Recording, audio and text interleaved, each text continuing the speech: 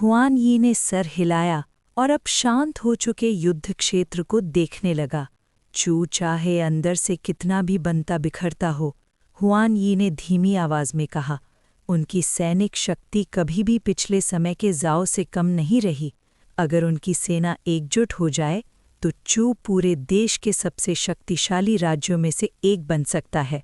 यहाँ तक कि अगर उनके अंदर आपस की लड़ाई चल रही हो तो भी किन के हमले के सामने सीमा पर कम से कम 1 लाख सैनिक होने चाहिए थे। हुआन यी को इस बात पर पूरा विश्वास था। तो अब हमें क्या करना चाहिए? ली सिन ने पूछा। क्या हम आगे बढ़ना रोक दें? स्काउट कैवलरी भेजो, हुआन यी ने तुरंत आदेश दिया। चू के इलाके के अंदर तक जाकर जांच करो। देखो कहीं चू की सेना घात लगाकर बैठी तो नहीं है। इसके अलावा हुआन यी ने आवाज़ और गंभीर कर दी, मैं सेना को आगे बढ़ने से रोक दूं, यहीं रुककर आराम और पुनर्संगठन करो। समझा? ली सिन ने तुरंत आदेश मान लिया। इसी दौरान, जनरल, हमने शहर के अनाज के गोदाम जांच लिए हैं। अंदर एक दाना तक नहीं है। चू के सैनिक शहर छोड़ने से पहले सारा अनाज ले गए हैं। एक उप सेनापति भागते हुए आया और रिपोर्ट दी। उन्होंने जानबूझकर अनाज हटा दिया। उनका इरादा शहर को बचाने का था ही नहीं। तो फिर शियांगयांग आखिर चाहता क्या है? हुआन ये की भौएं और ज्यादा सिकुड़ गईं। इस पल उसके मन में एक अजीब सी बेचैनी उभर आई। सिर्फ 10 दिनों में चू के 5 शहर जीत लेना, जिसमें सबसे मजबूत दान्यांग भी शामिल था, ये जीत कम और ज्यादा एक जाल जैसा लग रहा था, जैसे चू की सेना जानबूझकर उन्हें अंदर खींच रही हो। पहाड़ों और खड़ी चट्टानों के बीच बसा हुआ एक शहर, चूफांग शहर। ये चू का असली रक्षा किला था, किन के खिलाफ सबसे मजबूत दीवार। कहा जाता था कि अगर 10 लाख की सेना भी इसके सामने आ जाए तो भी यहाँ रुक जाएगी और शहर की दीवारों पर तैनात चू के सैनिक उन्हें पूरी तरह मिटा देंगे। इस वक्त चूफांग शहर के अंदर शियांगयांग भव्य सभा भवन में बैठा था। उसके सामने उसके अधीन दर्जन भर सेनापति खड़े थे। सुप्रीम जनरल, एक उपसेनापति ने रिपोर्ट दी, दान्यांग शहर और आसपास के कई छोटे शहर किन की सेना के हाथ लग चुके हैं। इस युद्ध में हमने 10,000 सैनिक खो दिए हैं, लेकिन हमने किन को एक दाना तक अनाज हाथ नहीं लगने दिया। ये सुनकर शियांगयांग की आंखों में गुस्सा भड़क उठा। बेवकूफ़, किसने तुम्हें सारा अनाज हटाने का आदेश दिया था? अचानक डांट सुनते ही जो सेनापति अभी श्रेय लेने आया था, उसका चेहरा फीका पड़ गया। हुआन ये किन का सुप्रीम जनरल है, शियांगयांग गरज कर बोला। उसने सालों तक सेना संभाली है। युद्ध भूमि पर वो हल्की सी हरकत भी खुली किताब की तरह पढ़ लेता है। अनाज के गोदाम खाली कर देना इसका मतलब है हम खुद उसे बता रहे हैं कि हमने इन शहरों को जानबूझकर छोड़ा है। हमारा मूल योजना ये थी कि किन की सेना को कई दर्जन ली अंदर तक खींच लाएं, फिर उनका रास्ता काटकर एक ही वार में उन्हें मिटा दें। लेकिन अब, शियांगयांग ने ठंडी आवाज में कहा, हुआन ये जरूर सतर्क हो जाएगा। ये सुनते ही वो सेनापति जिसका ये आइडिया था, सर झुकाकर खड़ा हो गया। बोलने की हिम्मत तक नहीं हुई। रिपोर्ट, एक स्काउट कमांडर तेज कदमों से अंदर आया। किन की सेना ने आगे बढ़ना रोक दिया है। उनकी मुख्य सेना दान्यांग शहर के आसपास तैनात है, लेकिन हमारे स्काउट्स का किन के रेकनेसेंस दस्तों से सामना हुआ है। छोटी सी झड़प भी हुई है। हुआन ये समझ गया है, शियांगयांग ने ठंडी मुस्कान के साथ कहा, कि हम उन्हें जाल में फंसा रहे थे। अनाज हटवाने वाला सेनापति और ज्यादा झुक गया, जैसे जमीन में समा जाना चाहता हो। सुप्रीम जनरल, एक चू सेनापति ने घबराकर पूछा, अब हमें क्या करना चाहिए? जब हुआन ये सच समझ ही गया है तो नाटक जारी रखने का कोई मतलब नहीं। शियांगयांग ने सीधी बात कही, मेरा आदेश पहुंचा दो, हमारी सेना आगे बढ़ेगी। हुआन यी के साथ निर्णायक युद्ध की तैयारी करो। उसकी आंखें तेज चमक उठीं, आवाज बर्फ की तरह ठंडी थी। ये सुनते ही चू के सेनापतियों के चेहरों पर हल्का सा बदलाव आया। सुप्रीम जनरल, शियांगयांग ने ठंडे मुलायम स्वर में कहा, पुरखे, किन ने चू पर हमला किया है, हमने नहीं। खुले मैदान में पहले युद्ध छेड़ना काफी जोखिम भरा हो सकता है। बिल्कुल, दूसरे ने भी सहमति जताई। किन की सेना शायद इसी का इंतजार कर रही हो। ये कदम शायद ठीक ना हो। युद्ध आदेश अंतिम होते हैं। शांग यांग ने कठोर स्वर में कहा, मेरा हुक्म माना जाएगा। जो भी आदेश का उल्लंघन करेगा उसे सैनिक कानून के तहत सजा मिलेगी। समझा। श्यांग यांग के ठंडे और खौफनाक ऑरा को महसूस करके चू के सभी सेनापति चुप हो गए और एक साथ बोले। साफ था, मीकी के चू लौटने की खबर सिर्फ श्यांग यांग तक ही सीमित थी। उसने ये बात किसी को नहीं बताई थी। आखिरकार किन के जासूस चू के अंदर गहरी जड़ जमा चुके थे। जरा सी लापरवाही सब कुछ बिगाड़ सकती थी। आदेश देने के बाद श्यांग यांग ने अपने निजी रक्षक सेनापति को इशारा किया। सुप्रीम जनरल, आदेश। रक्षक ने आगे बढ़कर पूछा, लॉर्ड चैंगपिंग को संदेश भेजो। जैसे ही हुआन ये दानयांग से अपनी सेना लेकर निकले, तुरंत किन की सप्लाई लाइंस काट दो। इस युद्ध में श्यांग यांग की आंखों में हिंसा और निश्चय दोनों चमक उठे। मैं ये सुनिश्चित करूंगा कि एक भी किन सैनिक जिंदा वापस न जाए। समझा, रक्षक ने तुरंत जवाब दिया। श्यांग यांग की नज़र ठंडी और निर्दयी हो चुकी थी। हुआन यी, किन की सेना। इस बार मैं तुम लोगों को पूरी तरह से मिटा दूंगा। दुनिया को दिखा दूंगा कि चू किन से ज्यादा ताकतवर है। बस अफसोस इस बात का है कि इस फौज को झाओ फेंग लीड नहीं कर रहा। अगर वो यहाँ होता तो मैं उसकी सो कॉल्ड अनडिफीटेड लेजेंड को भी तोड़ देता। श्यांग यांग की आंखों में ठंडी चमक थी, जिसमें एक अटूट घमंड छुपा हुआ था। साफ था, मीकी के चू वापस लौटने के बाद जैसे ही वो हुक्म देता, मीकी अपने वफादार लोगों के साथ हुआन यी का रिट्रीट काट देता और सप्लाई लाइंस तोड़ देता। आखिरकार हुआन यी घेर लिया जाता। 2 लाख किन सैनिकों में से श्यांग यांग को पूरा यकीन था कि कम से कम आधे को वो मिटा देगा। किन की मिलिट्री स्ट्रेंथ को बुरी तरह से कमज़ोर कर देगा। सुप्रीम जनरल का सीक्रेट ऑर्डर। जैसे ही हुआन यी दनयांग से आगे बढ़े, तुरंत उसका रिट्रीट काट दो। चू का एक शैडो मैसेंजर ये हुक्म मीकी तक पहुंचाता है। समझ गया, मैं हुक्म के मुताबिक काम करूंगा। मीकी ने सिर हिलाया। उसकी आंखों में ठंडी कैलकुलेशन चमक उठी। अब मैं चलता हूं। मैसेंजर झुककर तेजी से ग्रैंड हॉल से निकल गया। रात के अंधेरे में बिल्कुल सुनसान हॉल के अंदर मीकी का चेहरा बर्फ की तरह ठंडा था। किन के सैनिकों, एक मर्द अपने मकसद के लिए लड़ता है। इस बार अगर तुम मरे तो मुझे दोष मत देना। मैं मीकी चू के रॉयल ब्लड लाइन से हूं, चू का असल राजा हूं, और अब जो मेरा हक है मैं उसे वापस लूंगा। उसकी आवाज में बर्फ की तरह ठंडक थी। फिर मीकी ने महल के दरवाजे खोले और बाहर खड़े अपने ट्रस्टेड एड्स से कहा, जनरल जैंग और जनरल वू को तुरंत बुलाया जाए।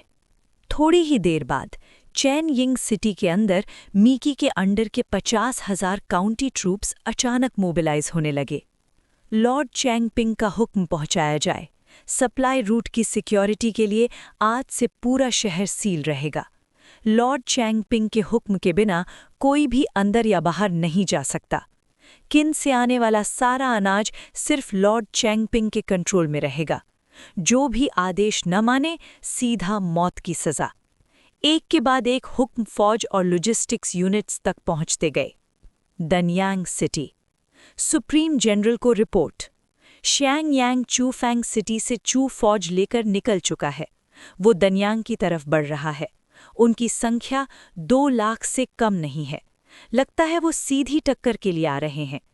ली सिंह जल्दी से हॉल में आया और हुआन यी को रिपोर्ट दी। तो लगता है श्यांग यांग समझ गया कि मैंने उसकी ल्योर वाली चाल देख ली थी, इसलिए अब वो दनयांग वापस लेने आ रहा है। लेकिन ये उसका कदम काफी बेवकूफाना लगता है। हम किन फौज हमला करने वाले हैं और फिर भी वो फोर्टिफाइड सिटी छोड़कर खुले मैदान में लड़ने आ रहा है। हुआन ये कुछ पल सोचता रहा। सुप्रीम जनरल, ये कदम बेवकूफाना है, लेकिन अगर वो लड़ना ही चाहता है तो ये हमारे लिए फायदा ही है। लगता है स्वर्ग भी चाहता है कि किन चू को मिटा दे। ली सिंह मुस्कुराया। हुक्म दो। फौज को इकट्ठा होने और चू के साथ जंग के लिए तैयार रहने का आदेश दिया जाए। हुआन यी ने बिना झिझक कहा, जी हुक्म। ली सिन झुककर बाहर जाने ही वाला था कि अगर सुप्रीम जनरल ने शैंग यांग से सीधी टक्कर ली तो हांगू कैंप बर्बाद हो जाएगा। हॉल के एक कोने से अचानक आवाज गूंजी, कौन? हुआन यी का चेहरा बदल गया। उसने तुरंत देखा, एक काले कपड़ों में मास्क शख्स हॉल के अंदर खड़ा था। हुआन यी ने तलवार खींच ली। ली सिन ने भी वही किया। उसी वक्त बाहर के गार्ड्स हॉल में घुस आए, हथियार खींचकर उस शख्स को घेर लिया। हर किसी की आंखों में दुश्मनी थी। सुप्रीम जनरल हुआन यी, अगर मैं आपको मारना चाहता तो अब तक मार चुका होता, यिंगबू ने ठंडी आवाज में कहा। उसकी बोली में घमंड था। यिंगबू के लिए उसके मास्टर के अलावा दुनिया में कोई और मायने नहीं रखता। अब जब वो ग्रैंड मास्टर रेल्म में कदम रख चुका था, हजारों सैनिकों के बीच भी वो निकल सकता था। उसकी शांति देखकर और पीछे खड़े एलीट गार्ड्स की प्रेजेंस महसूस करके हुआन यी ने कुछ सोचा और हाथ उठा दिया। हट जाओ, उसने गहरी आवाज में हुक्म दिया। जी हुक्म। गार्ड्स झुककर हॉल से निकल गए। ली सिन, दरवाजे बंद करो। जी हुक्म। दरवाजे बंद हो गए। तुम कौन हो और यहां आने का मकसद क्या है? अब बोलो। हुआन यी ने यिंगबू को घूर कर देखा। उसकी प्रेजेंस में एक वेटरन जनरल की अथॉरिटी थी। मैं अपने लॉर्ड के हुक्म पर आया हूं, सुप्रीम जनरल। मैं आपकी जान बचाने आया हूं। यिंगबू शांत था। तुम्हारा लॉर्ड कौन है और कैसे मेरी जान बचाएगा? हुआन यी ने भौएं चढ़ा लीं। मेरे लॉर्ड का नाम है झाओ फेंग, किन का मार्टिल लॉर्ड। मैं उनके हुक्म पर आया हूं, सिर्फ आपकी ही नहीं बल्कि आपके नीचे के हजारों सैनिकों की जान बचाने। झाओ फेंग का नाम सुनते ही हुआन यी का चेहरा तुरंत सीरियस हो गया। कृपया आगे बोलो, हुआन यी ने हाथ जोड़कर कहा। सालों से फौज लीड करते हुए वो सच और झूठ को पहचान सकता था, और अगर झाओ फेंग ने सच में किसी को भेजा है तो मामला बहुत गंभीर है। लॉर्ड चैंगपिंग मी की किन से गद्दारी कर चुका है। वो चू चला गया है। उसने चैनयिंग सिटी सील कर दी है और सारी सप्लाई और राशन काट दी है, यिंगबू ने सीधे शब्दों में कहा। ये सुनते ही हुआन यी और ली सिन दोनों का रंग बदल गया। दोनों ने एक दूसरे को देखा, जैसे यकीन ही न हो रहा हो। नामुमकिन, लॉर्ड चैंगपिंग क्राउन प्रिंस के नाना हैं, वो रॉयल रिलेटिव हैं, वो किन से गद्दारी क्यों करेंगे? हुआन यी ने हैरानी से पूछा। चैप्टर 264 घोस्ट वैली की तरफ। ज़ाओ फेंग की बेबाक खुशी। हुआनी के शब्द सुनते ही यिंगबू ने ठंडी हंसी के साथ कहा, तुम जानते हो कि सियांगयान शहर से बाहर निकलकर लड़ने क्यों आ रहा है? इसलिए क्योंकि वो तुम्हें फंसाना चाहता है, ताकि तुम खुद से युद्ध में उतरो और उसका जाल काट लो। जैसे ही तुम उससे फेस करने के लिए मार्च करोगे, सियांगयान अपनी सेना से तुम्हें वहीं जोड़कर रखेगा। फिर जब तुम्हारी सप्लाई लाइंस काट दी जाएंगी और तुम राशन के लिए तरसोगे, तब तुम्हें कुछ नहीं मिलेगा। ना रीइंफोर्समेंट्स होंगी, ना ही रिट्रीट का रास्ता। मीची तुम्हारा पीछे से रास्ता बंद कर देगा। तुम खुद ही सोच सकते हो आखिर अंजाम क्या होगा, है ना? ये सुनते ही हुआनी का चेहरा बदल गया। नामुमकिन, उसने तुरंत कहा। लॉर्ड चांगपिंग का पूरा परिवार किन में है, वो राज्य से गद्दारी करने की हिम्मत कैसे कर सकता है? और वो क्राउन प्रिंस का दादा भी है। पास खड़े ली शिन को अभी भी विश्वास नहीं हो रहा था, लेकिन हुआनी गहरी सोच में डूब चुका था। यिंगबू की बातों को जोड़ते ही सब कुछ धीरे धीरे साफ होता गया। इसीलिए हुआनी ने धीमी आवाज में कहा, मुझे हमेशा लगा था कि सियांगयान कभी भी शहर की रक्षा का फायदा छोड़कर बाहर आकर हमसे सीधा युद्ध नहीं करेगा। आखिर किन हमला करने वाली तरफ है? अगर डिफेंस छोड़ दिया तो फाउंडेशन ही टूट जाती है। लेकिन अगर हम बैटलफील्ड में उतर गए तो चू की सेना हमें पूरी तरह से जोड़ कर रखेगी। हमारी सेना के पास सिर्फ 10 दिन का राशन है। अगर मीची सच में गद्दार निकला और सप्लाई काट दी तो हम पूरी तरह से बर्बाद हो जाएंगे। ये कहते हुए हुआनी ने अंत में यिंगबू की बात मान ली। उसे याद आया जब वो चैनिंग सिटी पहुंचा था। मीची ने बहुत उत्सुकता से लॉजिस्टिक्स अपने हाथ में ले ली थी। किन से आने वाला सारा राशन वहीं रखा गया था और सब कुछ मीची के कंट्रोल में था। मतलब हांगू कैंप की जीवन रेखा पहले से ही मीची के हाथों में थी। हो सकता है सुप्रीम जनरल ने शुरू से ही मीची की गद्दारी को भांप लिया हो। ये सोचते ही हुआनी का चेहरा बदल गया। जनरल, क्या आप इस आदमी पर भरोसा करते हैं? ली शिन ने पूछा। लॉर्ड वुआन का कोई टोकन या प्रूफ नहीं है। ये आदमी अचानक आया। अगर इसका इरादा मुझे मारना होता तो जब ये हॉल में आया तभी कर सकता था। हुआनी शांत स्वर में बोला। पर उसने ऐसा नहीं किया। वो संदेश देने आया। और सबसे ज़रूरी बात, ये जानकारी हमें नुकसान कैसे पहुंचा सकती है? फिर आपका इरादा क्या है जनरल? ली शिन ने पूछा। मीची ने गद्दारी की है, लेकिन उसे पता नहीं कि हम जानते हैं। तो फिर हम ही उसे उसके जाल में फंसा देंगे। एक ही बार में इस गद्दार का सफाया कर देंगे। हुआनी की आंखों में कत्ल की चमक थी। मैं आपके आदेश का इंतजार कर रहा हूं जनरल, ली शिन ने गहरा झुककर कहा। सबसे पहले डान्यांग सिटी के सारे चू नागरिकों को बाहर निकाल दो। फिर उसके बाद हुआनी ने ली शिन को डिटेल में अपने आदेश दिए। 3rd पर्सन, जाओ रेजिडेंस शाचेंग। मास्टर कैरियर पिजन के जरिए अभी एक संदेश मिला है। इंगबू ने सुप्रीम जनरल हुआनी को सब कुछ बता दिया है। जांग मिंग ने अदब से रिपोर्ट दी। बहुत अच्छा, जाओ फेंग ने संतोष से सिर हिलाया। अब देखते हैं हुआनी इस सिचुएशन को कैसे हैंडल करता है। पर मास्टर, इंगबू कभी भी लोगों के सामने नहीं आया, सिर्फ अपनी बात के भरोसे। क्या हुआनी उस पर विश्वास करेगा? आखिर ये राज परिवार की गद्दारी का मामला है, भरोसा करना मुश्किल है। हुआनी एक समझदार आदमी है, जाओ फेंग हंसकर बोला। वो अच्छी तरह से जानता है कि क्या करना जरूरी है। अगर वो अपने पूरे कैंप को बर्बाद होने से बचाना चाहता है तो इस मौके को कभी नहीं छोड़ेगा। जाओ फेंग को बिल्कुल भी चिंता नहीं थी कि हुआनी विश्वास करेगा या नहीं। अगर जाओ फेंग खुद उसकी जगह होता तो भी वो इस तरह की जानकारी को हल्के में नहीं लेता। आखिर एक पूरी सेना की किस्मत सिर्फ एक जनरल के फैसले पर टिकी होती है। ओ हाँ मास्टर, जांग मिंग ने बात आगे बढ़ाई।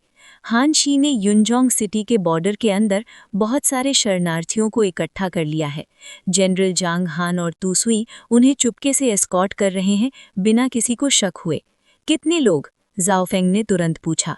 10,000 से ज्यादा हो चुके हैं, जांग मिंग ने जवाब दिया। सिर्फ 1 महीने में इतने लोग? जाओ फेंग ने गहरी सांस ली। इस युग में लोगों की कमी नहीं है। कमी है तो उन लोगों की जो जिंदा रह पा रहे हैं। फिर उसने खुद को संभाला। यनतिंग के लोग तैयार हैं? जाओ फेंग ने पूछा। सारे 500 लोग जमा हो चुके हैं, अंडरग्राउंड चेंबर में आपका इंतजार कर रहे हैं। साथ ही हमने बहुत सारा अनाज, फसलों के बीज और अलग अलग पौधों के बीज भी तैयार कर लिए हैं। जांग मिंग ने तुरंत रिपोर्ट दी। चलो। जाओ फेंग ने एक पल भी बर्बाद नहीं किया। हान शी ने जो लोग इकट्ठा किए थे वही छोटी दुनिया के पहले मूल निवासी बनने वाले थे। उनकी देखभाल यनतिंग के शैडो गार्ड्स करेंगे। जांग मिंग तुरंत जाओ फेंग के पीछे चल पड़ा। दोनों मेन हॉल में पहुंचे। जाओ फेंग ने हाथ हिलाया।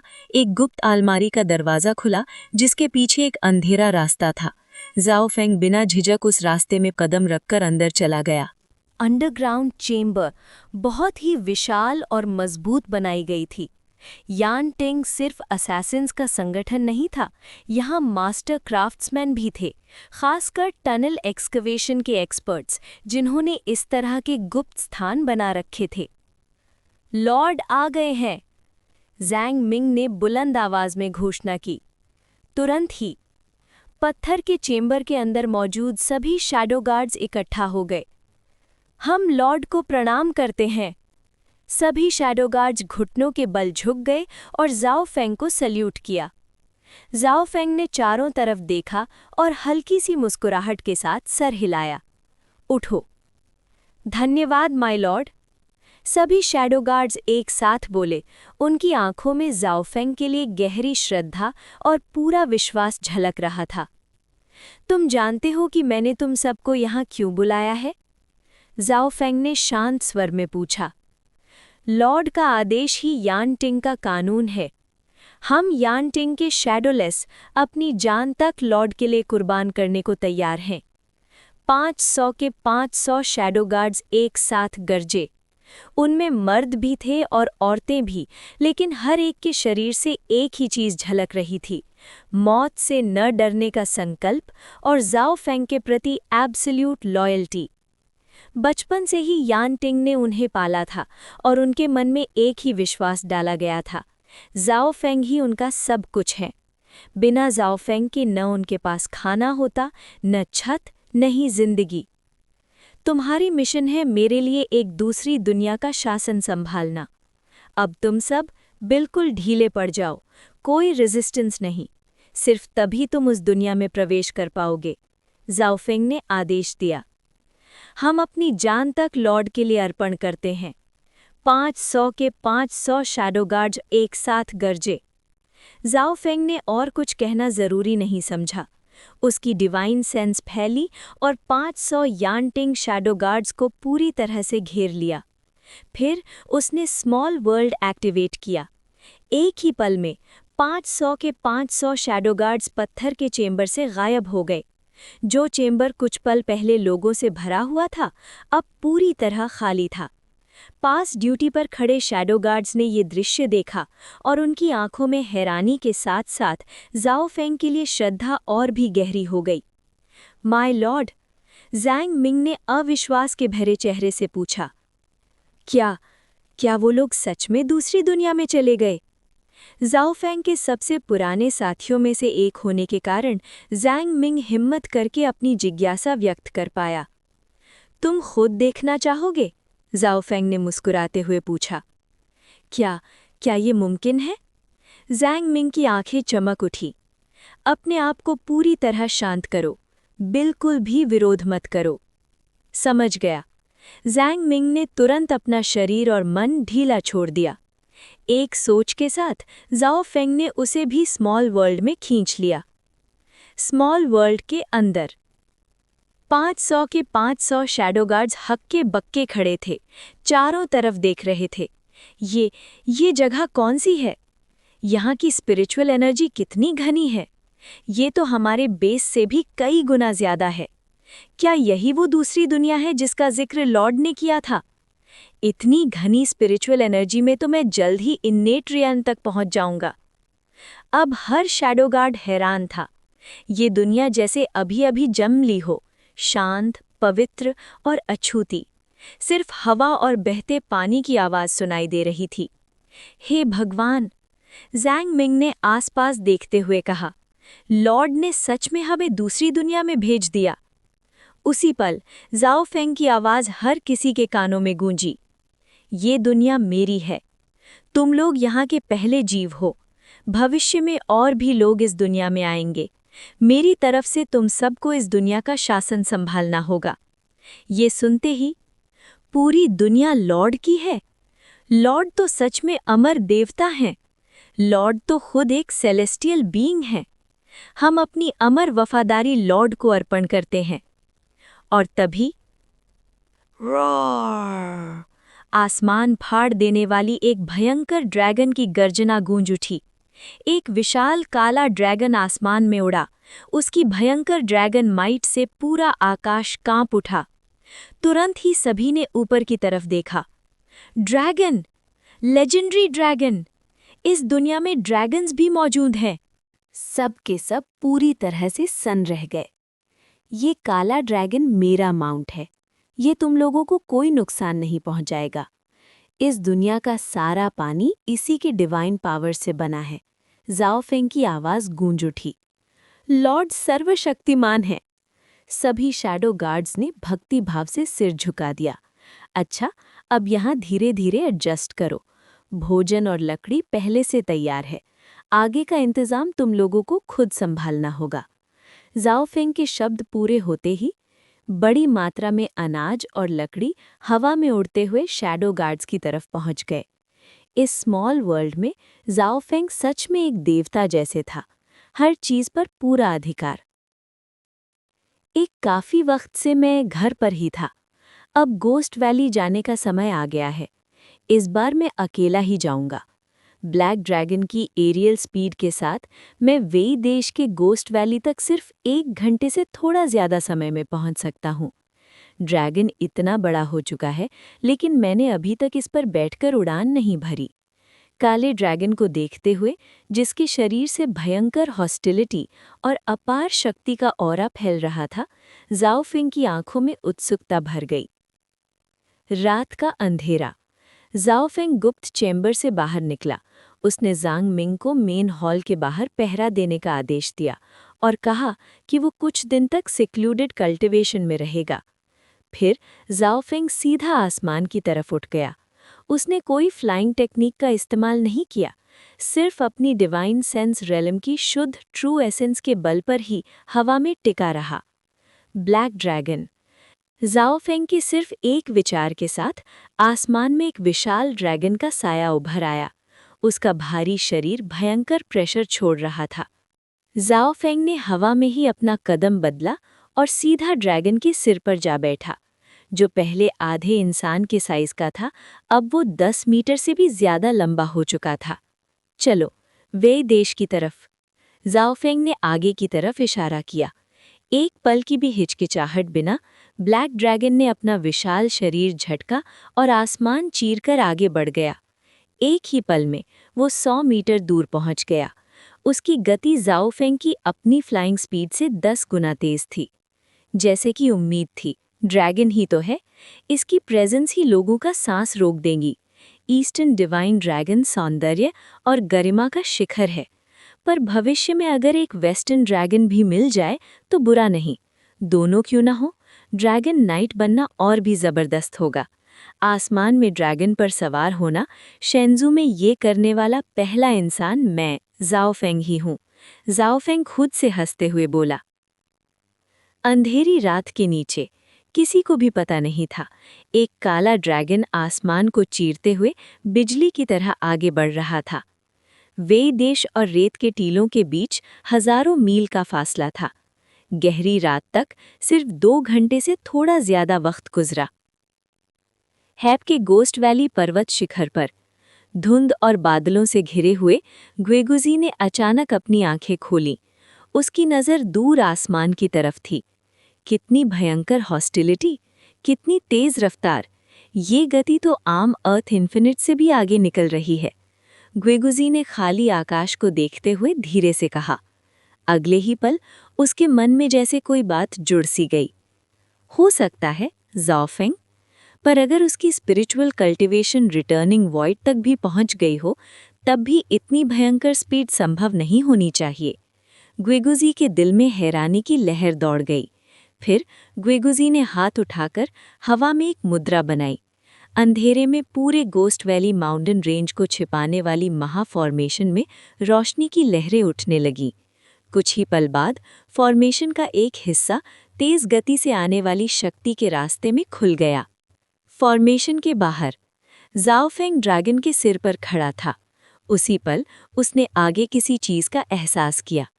जैसे मैंने सोचा था, ये फॉर्मेशन का ऑरा है। मार्शल आर्टिस्ट का काम या फिर सच में कोई लेजेंडरी कल्टीवेटर? वो मौजूद है। फॉर्मेशन को देखते ही ज़ाओ फेंग के चेहरे पर खुशी फैल गई। इतने सालों से वो शेंजू भर में खोज रहा था कल्टीवेटर्स के सबूत, लेकिन चाहे जितना ढूंढा कहीं कोई नहीं मिला। ऐसा लगता था जैसे शेंजू में कल्टीवेशन नाम की चीज ही मौजूद न हो। और अब उसे अंत में प्रमाण मिल गया था। लेजेंडरी ग्वेगुजी एक कल्टीवेटर है। वे लियाओ बिल्कुल सही था। गोस्ट वैली में कभी कोई फेलो डिसाइपल्स नहीं थे। ग्वेगुजी हमेशा अकेला ही रहा है। बस उससे मिलना है, उसके बाद मेरे सारे सवालों के जवाब मिल जाएंगे। जब शेंजू में इतनी घनी स्पिरिचुअल एनर्जी है, तो फिर कल्टीवेटर्स के निशान क्यों नहीं मिलते? इस सफ़र का हर पल पूरी तरह से काबिले कीमत है। ज़ाओ फेंग मुस्कुरा उठा। सारे राज, सारी उलझनें शायद गोस्ट वैली में कदम रखते ही सब कुछ सामने आ जाए। चैप्टर 265 गोस्ट वैली के अंदर दुनिया का राज, वो सो कॉल्ड अमर। ज़ाओ फेंग ने आगे देखा। उसके चेहरे पर हल्की सी मुस्कुराहट थी। फिर उसने हाथ हिलाया। आगे बढ़ो। फॉर्मेशन पहले ही एक जगह से खुल चुकी है, उसी गैप से अंदर प्रवेश करो। ज़ाओ फेंग ने तुरंत आदेश दिया। इस पल उसका मन बेइंतहा उत्साहित था। उसने मार्शल आर्ट्स को डिवाइन एबिलिटी रियल्म तक कल्टीवेट कर लिया था और अब वो नश्वर दुनिया में लगभग अजेय हो चुका था। लेकिन जितना वो शक्तिशाली होता गया, उतना ही उसके मन में इस दुनिया के सच को जानने की जिज्ञासा बढ़ती गई। वो रहस्यमयी दबाव, जीवन काल की सीमा, इन सब के पीछे का सच ज़ाओ फेंग को हर हाल में निकालना था। ब्लैक ड्रैगन बिजली की रफ्तार से आगे बढ़ा। एक पल में ही वो फॉर्मेशन के गैप तक पहुंच गया और सीधा उसके अंदर घुस गया। जैसे ही ज़ाओ फेंग ने प्रवेश किया, फॉर्मेशन तुरंत उसके पीछे बंद हो गई। गोस्ट वैली के पर्वतों के बीच, जैसे कि उम्मीद थी, गोस्ट वैली। ये फॉर्मेशन सिर्फ छुपाने के लिए नहीं, बल्कि स्पिरिचुअल एनर्जी को इकट्ठा करने के लिए भी है। यहाँ की स्पिरिचुअल एनर्जी बाहर की दुनिया से कम 10 गुना ज़्यादा है, पर असली स्पिरिचुअल वेन्स के मुकाबले अभी भी थोड़ी कमी है। गुईगुजी की प्रेजेंस बिल्कुल आगे है। ज़ाओ फेंग ने डिवाइन सेंस फैला दी। उसकी नज़र सीधा सबसे ऊंचे शिखर पर जा टिकी। ब्लैक ड्रैगन तेजी से उसी दिशा में लपका। जैसे जैसे वो करीब आए, गुईगुजी के चेहरे का रंग बदल गया। उसकी आंखों में हैरानी भर गई। एक ड्रैगन? और ये कोई पाला पोसा प्राणी नहीं है। इसके शरीर से कत्ल की भूख टपक रही है। ये ऑर्थोडॉक्स ड्रैगन क्लैन का हिस्सा नहीं लगता। और ये ज़ाओ फेंग एक मामूली इंसान होते हुए भी ड्रैगन को वश में कैसे कर सकता है? गुईगुजी ब्लैक ड्रैगन को देखते हुए और भी चकित हो गया। साफ था, उसने पहले कभी ऐसा ड्रैगन नहीं देखा था। जो ड्रैगन्स उसने देखे थे, उनसे पवित्रता और दिव्यता झलकती थी, लेकिन ये पूरा काला, और इसके शरीर से भयंकर और निष्ठुर हॉस्टिलिटी फूट रही थी। Boom! Black dragon ghost valley के शिखर पर जोर से लैंड हुआ। जैसे ही उसकी नज़र सामने खड़े बुढ़े पर पड़ी, वो सतर्क हो गया। उसकी विशाल आंखें गुईगुजी पर टिकी रहीं। वो महसूस कर सकता था कि इस बुढ़े के अंदर से एक गहरा खतरा आ रहा है। सिर्फ ब्लैक ड्रैगन ही नहीं, ज़ाओ फेंग की नज़र भी गुईगुजी पर जा पड़ी। उसका व्यवहार एक सच्चे इमॉर्टल सेज जैसा था, रहस्यमयी, शांत और अलौकिक। पहली नज़र में वो एक बिल्कुल साधारण बुढ़ा लग रहा था, लेकिन ज़ाओ फेंग महसूस कर सकता था कि उसके शरीर के अंदर एक अत्यंत भयंकर शक्ति छुपी हुई है। अगर मैं इससे लड़ सकूं, तो शायद पहली बार मैं अपनी पूरी ताकत निकाल पाऊंगा, और फॉर्मेशन की रक्षा के कारण बाहर की दुनिया पर भी कोई असर नहीं पड़ेगा। इस पल गुईगुजी को देखते हुए ज़ाओ फेंग की आंखों में युद्ध की चमक जग उठी। ये लड़का, क्या ये मुझसे लड़ना चाहता है?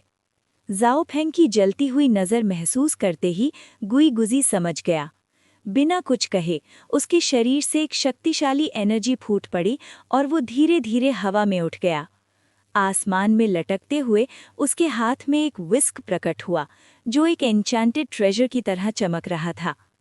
गुईगुजी सचमुच समझदार है, ज़ाओ फेंग ने मन ही मन सोचा।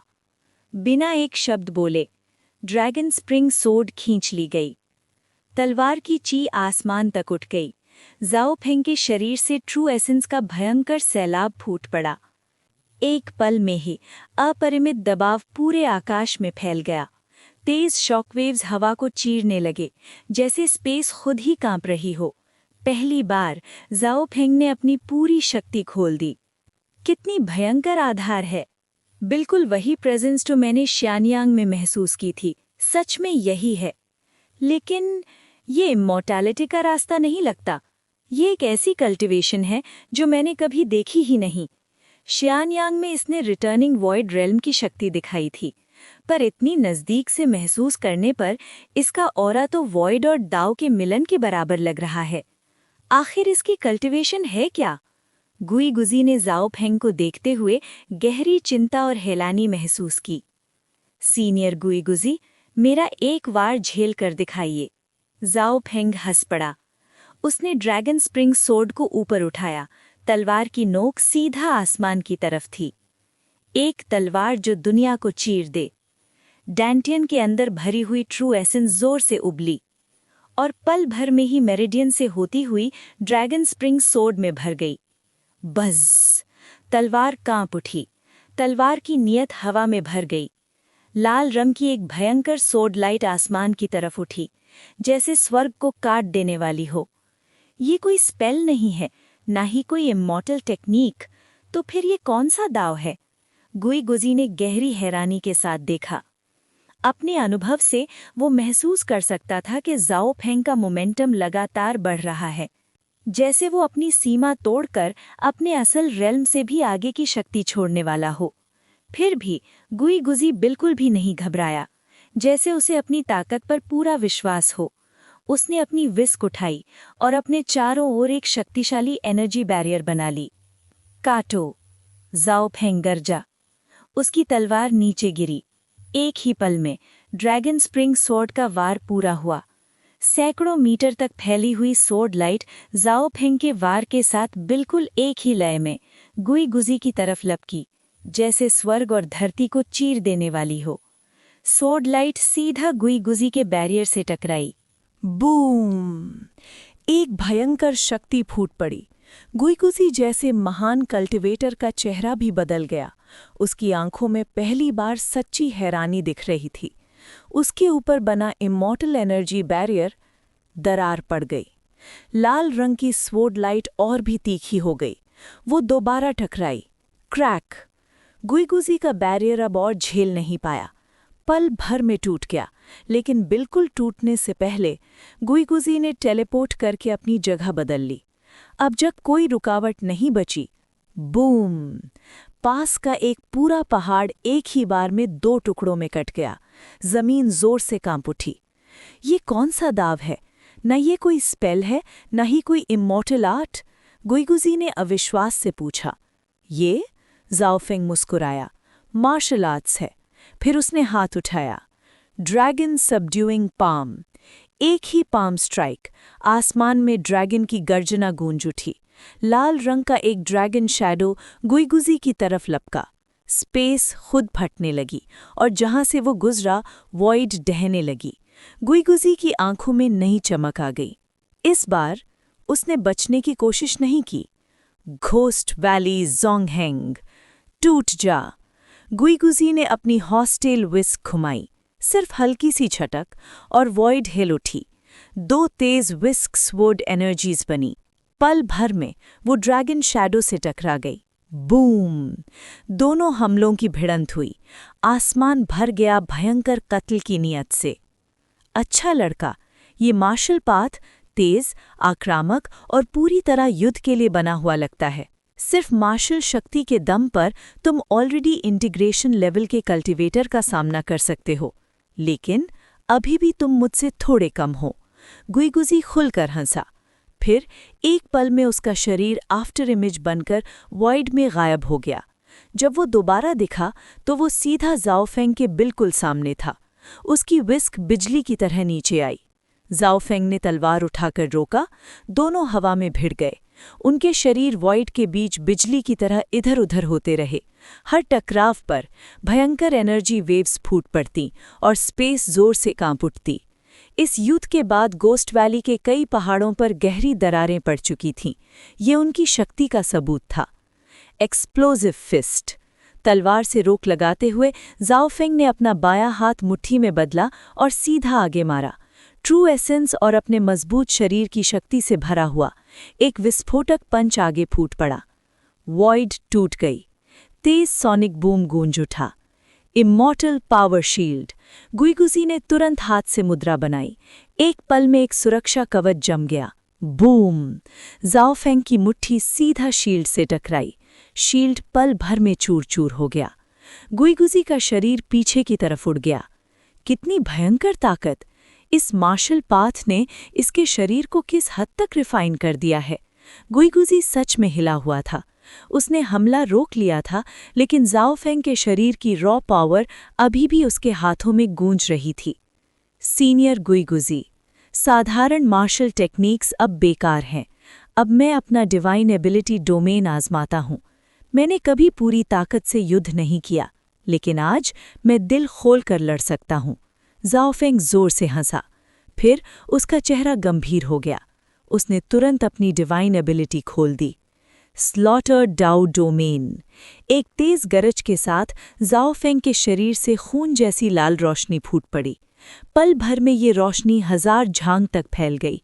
गुईगुजी पूरी तरह इसके अंदर आ गया। डोमेन खुलते ही पूरा आसमान लाल हो गया। इस डोमेन के अंदर सिर्फ कत्ल की नियत, युद्ध का जुनून और खून खराबी का सार ही मौजूद था।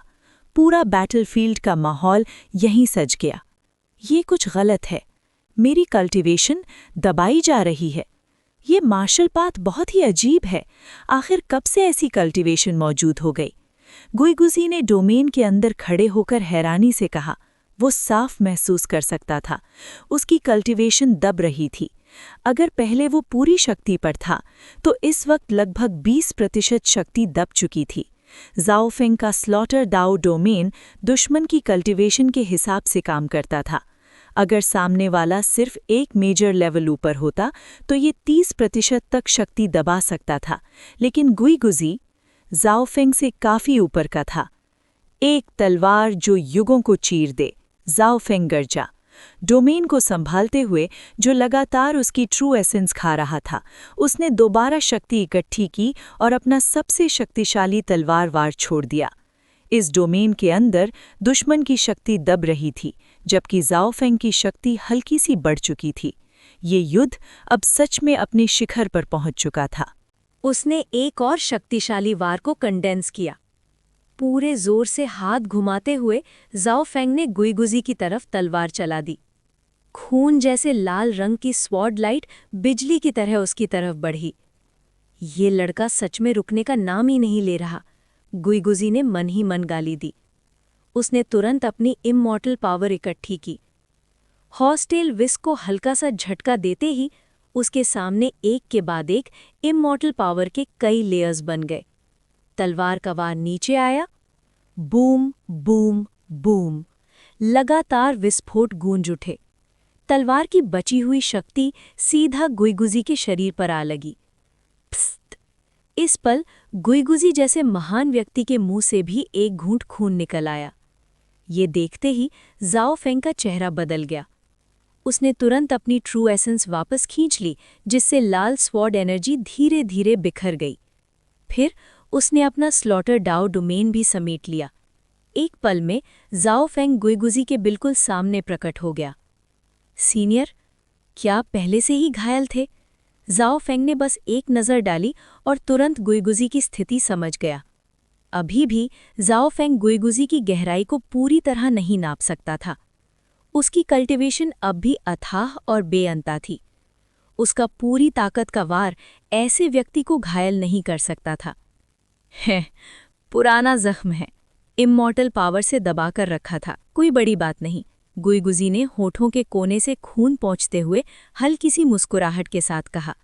फिर उसने अपनी इमॉर्टल पावर इकट्ठी की और अपनी चोटों को दोबारा दबा दिया। जो ऑरा पहले अस्थिर हो रही थी, वो धीरे धीरे शांत हो गई। ये सुनकर ज़ाओफेंग की आंखों में हैरानी झलक उठी। आप जैसे कल्टीवेशन वाले व्यक्ति का घायल होना? अगर मैं गलत नहीं हूं तो सीनियर, क्या आप लेजेंडरी इमॉर्टल नहीं हैं? सच तो ये था, गोस्ट वैली में कदम रखते ही ज़ाओफेंग अपनी डिटेक्शन एबिलिटी से गुईगुजी को देख चुका था। पूरा सब कुछ तो नहीं, लेकिन बेसिक जानकारी उसे मिल चुकी थी। नाम गुईगुजी, cultivation heavenly immortal realm great perfection, आयु 1,00,000 वर्ष, स्थिति गंभीर रूप से घायल। यही जानकारी ज़ाओफेंग ने देखी थी। हैं, इमॉर्टल? गुईगुजी ने कड़वी सी हंसी हंसी और सिर हिला दिया। फिर वो धीरे धीरे वॉइड से नीचे उतरने लगा। ज़ाओफेंग भी उसके साथ नीचे आया। काले पहाड़ों की रिजिस को देखते हुए गुईगुजी ने हाथ हिलाया। एक लहर सी सेलेस्टियल एनर्जी निकली और तुरंत कई आसमानी प्रकाश के गोले बन गए। पूरा माउंटेन रेंज एक ही पल में दिन की तरह चमक उठा। ये सेलेस्टियल टेक्निक सच में अद्भुत है। पल भर में रात को दिन बना दिया। ज़ाओफेंग ने प्रशंसा किए बिना नहीं रह पाया। आज मैंने तुम्हारे मार्शल पाथ की शक्ति देखी। सिर्फ रॉ स्ट्रेंथ के हिसाब से तुम रिफाइनिंग स्पिरिट और रिटर्निंग वॉइड के बीच हो, लेकिन असली युद्ध में तुम पहले ही रिफाइनिंग वॉइड इंटीग्रेशन रेल्म तक पहुंच गए हो। मुझे तो ऐसा भी लगता है कि तुम एक सच्चे इमॉर्टल से भी लड़ सकते हो। गुईगुजी ने गहरी सांस लेते हुए कहा। सीनियर, आप बहुत ज्यादा तारीफ कर रहे हैं, ज़ाओफेंग ने हाथ जोड़कर जवाब दिया। तुम्हारा ये मार्शल पाथ, क्या तुमने ये खुद बनाया है? गुईगुजी ने जिज्ञासा से पूछा। अगर इस दुनिया में किसी और ने इसे नहीं सीखा तो फिर हाँ, मैं ही पहला व्यक्ति हूं जो इस मार्शल पाथ पर चला है, जाओ फेंग ने हल्की सी मुस्कुराहट के साथ कहा। गुईगुजी के रिएक्शन से जाओ फेंग को पूरी तरह समझ आ गया था कि इस दुनिया में मार्शल कल्टीवेशन का अस्तित्व ही नहीं है। अगर होता तो गुईगुजी इतना हैरान नहीं होता, और मार्शल डिवाइन एबिलिटीज को देखकर उसकी प्रतिक्रिया भी इतनी गहरी ना होती। मार्शल पाथ गुईगुजी के कल्टीवेशन सिस्टम से पूरी तरह अलग था। मार्शल पाथ, तुमने कल्टीवेशन का एक बिल्कुल नया रास्ता खोल दिया है, और जितना मैं देख पा रहा हूं, इस मार्शल पाथ के लिए स्पिरिचुअल रूट की जरूरत नहीं होती है ना? गुईगुजी ने गहरी दिलचस्पी के साथ पूछा। मार्शल कल्टीवेशन सबके लिए खुली है, जाओ फेंग ने शांत स्वर में समझाया, लेकिन असली सफलता टैलेंट और फिजिक पर निर्भर करती है। सबके लिए? ये सुनकर गुईगुजी बिल्कुल सन्न रह गया। क्या ये मुमकिन भी है? हर कोई कल्टीवेशन कैसे कर सकता है? उसने अविश्वास से पूछा। तो फिर इमॉर्टैलिटी कल्टीवेशन भी क्या सबके लिए खुली नहीं है? जाओ फेंग ने उल्टा सवाल किया। इमॉर्टैलिटी कल्टीवेशन के लिए स्पिरिचुअल रूट जरूरी होता है। सिर्फ वही लोग दुनिया की स्पिरिचुअल एनर्जी को अपनी शक्ति में बदल सकते हैं जिनके पास स्पिरिचुअल रूट होता है। स्पिरिचुअल रूट जितना उच्च स्तर का होगा, एनर्जी रिफाइन करने की गति उतनी तेज होगी और टैलेंट भी उतना ही ज्यादा। ये तो तय है। इसके अलावा किसी व्यक्ति का फिजिक भी बहुत महत्वपूर्ण होता है, गुईगुजी ने समझाया। समझ गया, जाओ फेंग ने सिर हिलाया। फिर वो सवाल पूछा जो उसके मन में सबसे ज्यादा समय से था। किन डायनेस्टी की यूनिफिकेशन शुरू होने के बाद से मैं डिवाइन कॉन्टिनेंट के कई राज्यों से गुजरा हूँ। दुनिया की स्पिरिचुअल एनर्जी इतनी प्रचुर है, फिर भी मुझे एक भी कल्टीवेटर क्यों नहीं मिला? ये क्यों? ये सुनकर गुईगुजी ने गहरी नज़र से जाओ फेंग को देखा। क्या तुम सच में ये सच जानना चाहते हो? मॉर्टल्स का जीवन पल भर का होता है। जो बीत चुका वो बीत चुका। सच जानना शायद तुम्हारे लिए अच्छा ना हो। ये कहकर गुईगुजी ने गहरी सांस ली। सीनियर, मैं पहले ही कल्टीवेशन के रास्ते पर चल चुका हूँ, लेकिन मेरी आयु अभी भी सीमित है। मेरी वर्तमान कल्टीवेशन के साथ मुझे कम से कम 2000 साल जीना चाहिए। फिर भी कोई अनजान कानून मुझे रोक रहा है। ये क्यों? ये जाओ फेंग के दिल का सबसे बड़ा सवाल था। हेवनली लॉज की वजह से, गुईगुजी ने धीरे से कहा। Heavenly lodge? Heavenly court? जाओ फेंग ने संभल कर पूछा। तुम हेवनली कोर्ट के बारे में जानते हो? गुईगुजी ने हैरानी से जाओ फेंग को देखा। हजारों सालों से इमॉर्टैलिटी का रास्ता बंद है। तुम्हें हेवनली कोर्ट के अस्तित्व का पता कैसे चला? गुईगुजी ने आश्चर्य से पूछा। मैंने एक प्राचीन ग्रंथ में हेवनली कोर्ट का जिक्र पढ़ा था। हेवनली कोर्ट तीनों लोकों पर शासन करती है, आकाश, धरती और मनुष्य लोक। जाओ फेंग ने जवाब दिया। तुम सही हो। हेवनली कोर्ट सच में संपूर्ण ब्रह्मांड पर अधिकार रखती है और सभी इमॉर्टल्स पर अपना नियंत्रण जमाती है। लेकिन आज की हेवनली कोर्ट अब पहले जैसी नहीं रही। शायद आज का इमॉर्टल रेल्म भी असल इमॉर्टल रेल्म नहीं रहा। गुईगुजी ने थकी हुई सांस ली। सीनियर, कृपया मुझे मार्गदर्शन दें। जाओ फेंग ने अदब से हाथ जोड़ लिए। आज के इमॉर्टल्स पुराने युग के इमॉर्टल्स जैसे नहीं रहे। आज की हेवनली कोर्ट को शायद डीमन कोर्ट कहना ज्यादा सही होगा। क्या तुमने कभी देखा है इमॉर्टल्स को मांस और खून पर दावत उड़ाते हुए? क्या तुमने कभी देखा है इमॉर्टल्स को इंसानों को ही पिल बनाते हुए? क्या तुमने कभी देखा है इमॉर्टल्स को शिशुओं के दिल और कलेजा खाते हुए? गुईगुजी ने जाओ फेंग को घूर कर देखा। उसकी आंखों में निराशा और भय दोनों थे। गुईगुजी की बातें सुनते ही जाओ फेंग के मन में भयंकर दृश्य उभर आए। इमॉर्टल्स खून पीते हुए, इमॉर्टल्स मांस खाते हुए। न जानवरों का खून बल्कि इंसानों का, न जानवरों का मांस बल्कि इंसानों का। एक के बाद एक दृश्य जाओ फेंग के दिल पर हथौड़े की तरह गिरते चले गए। क्या इमॉर्टल्स हमेशा से ऐसे ही थे? जाओ फेंग ने कठोर चेहरे के साथ पूछा। नहीं, गुईगुजी ने सिर हिलाया। पहले भले ही अर्थली इमॉर्टल रेल्म और हेवनली रेल्म में संघर्ष होते थे, पर कभी इतनी अराजकता नहीं थी। लेकिन 10,000 साल पहले, नहीं, मुझे खुद भी एग्जैक्ट समय नहीं पता, अचानक ऐसे मॉर्टल्स दिखने लगे जो बिना प्राकृतिक स्पिरिचुअल रूट के भी कल्टिवेशन कर सकते थे, या फिर ये कह लो कि उनकी स्पिरिचुअल रूट को एक विशेष विधि से जगाया गया था। स्पिरिचुअल रूट पिल को ग्रहण करके साधारण मनुष्य भी स्पिरिचुअल रूट पा सकता था, और उनकी कल्टिवेशन गति प्राकृतिक रूट वाले कल्टिवेटर्स से कई गुना ज्यादा तेज होती थी। सिर्फ इतना ही नहीं, जब शक्तिशाली इमॉर्टल्स ने ये पिल्स ली, उनका टैलेंट बढ़ गया, उनके शरीर बदल गए और उनकी शक्ति आसमान छूने लगी। इसका नतीजा ये हुआ, अनगिनत इमॉर्टल्स ने ये पिल्स लेना शुरू कर दिया, और उसके साथ ही दुनिया पर एक दुष्स्वप्न टूट पड़ा। गुईगुजी धीरे धीरे बोलता रहा, इमॉर्टल रेल्म और पूरे ब्रह्मांड पर आए उस भयंकर काल का वर्णन करते हुए। स्पिरिचुअल रूट पिल्स लेने के बाद इमॉर्टल्स हिंसाप्रिय और खून के प्यासे बन गए। उन्हें इंसानी खून और मांस का स्वाद लग गया। अनगिनत इमॉर्टल्स ने इंसानों को पशुओं की तरह पालना शुरू कर दिया। अनगिनत इमॉर्टल्स ने इंसानों को भोजन समझना शुरू कर दिया। ये सब सुनकर ज़ाओ फेंग की भौएं गहन हो गईं। ये स्पिरिचुअल रूट पिल्स आई कहाँ से? ये अचानक तो पैदा नहीं हो सकती। एग्जैक्ट सच मुझे भी नहीं पता, लेकिन मैंने एक महान इमॉर्टल से सुना था, एक जो कभी भी ये पिल नहीं ले चुका था, कि ये या तो बाहरी डीमंस का काम है या फिर खुद महाविनाश, कैलामिटी का परिणाम। जो भी हो, ये ऐसी चीज़ है जिसे हम जैसे छोटे इमॉर्टल्स समझने की क्षमता ही नहीं रखते, गुईगुजी ने थके हुए स्वर में कहा। तो फिर क्या इस दुनिया में सेंट्स भी मौजूद हैं? ज़ाओ फेंग ने तुरंत पूछा। अगर अर्थली इमॉर्टल रेल्म था, तो क्या ये दुनिया पुराणों के ग्रेट डेसोलेशन युग जैसी थी? क्या यहाँ सेंट्स थे? ये सारे सवाल ज़ाओ फेंग के मन में घूम रहे थे। तुम सेंट्स के बारे में भी जानते हो? गुईगुजी पूरी तरह चौंक गया। वो सच में मौजूद है? अगर सेंट्स हैं, तो फिर स्पिरिचुअल रूट पिल अब तक क्यों है? दुनिया इतनी अव्यवस्थित क्यों है? ज़ाओ फेंग ने उलझन के साथ पूछा।